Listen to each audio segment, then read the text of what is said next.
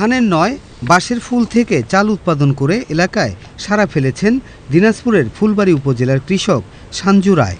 সুস্বাদু এই বাঁশের ফুল থেকে উৎপাদিত চালের ভাত, খিচুড়ি, পায়েস তৈরি করে খাওয়া শুরু করেছেন এলাকার অনেক পরিবার।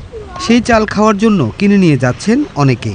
দূর দূরান্ত থেকে অনেক পরিবার কৌতূহলবশত কিনছেন সেই চাল। সঞ্জু রায় সহ ওই গ্রামের অনেকে বলছেন বাঁশের ফুল থেকে উৎপাদিত চালের ভাত, খিচুড়ি, আটা খেয়ে তাদের কোনো সমস্যা হচ্ছে না, বরং তা বেশ সুস্বাদুও বটে। এই সঞ্জু যে কীভাবে যে গুরুত্ব দিল, দেওয়ার পর 1 মাস থেকে ওটা সংগ্রহ করছে করে একদিনকে চাউল বানিয়ে নিয়ে আসছিল। এই চাউল দিয়ে রুটি খাওয়া যায়, ভাত খাওয়া যায়, পায়েস খাওয়া যায়, খিচুড়ি খাওয়া যায়, আরও অনেক কিছু খাওয়া যায়। তো খুব সুস্বাদু। ভাত রান্না করলাম, খিচুড়ি রান্না করলাম, খুব খাতে সুস্বাদু।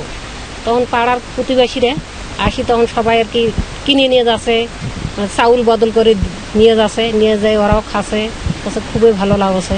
সঞ্জু রায় জানান তিনি একজন দিনমজুর। 1 মাস আগে পাশের গ্রামে কাজ করতে গেলে সেখানে কালীচন্দ্র রায় নামে একজন ব্যক্তি তাকে বাঁশের ফুল থেকে চাল সংগ্রহ করে খাওয়া যায় বিষয়টি জানান। তার কথা মতো তিনি সেগুলো সংগ্রহ করে প্রথমে নিজে খেয়ে ভালো লাগে, এরপর থেকে তা সংগ্রহ করা শুরু করেন। এতে নিজেদের খাবারের চাহিদাও পূরণ হচ্ছে, পাশাপাশি এই চাল 40 টাকা কেজি দরে বিক্রি করে অর্থ উপার্জন করছেন। বেরিয়া বাসে ফুল আসছে আর কি। ফুল আসার পর আমি একটু হাতে ডলে আমি একটু দেখলাম, দেখার পর হ্যাঁ চাউল আসছে, সেটা আমি মুখে দিলাম আর কি। মুখে দেওয়ার পর মিষ্টি মিষ্টি আটা আটা ভাব লাগতেছে।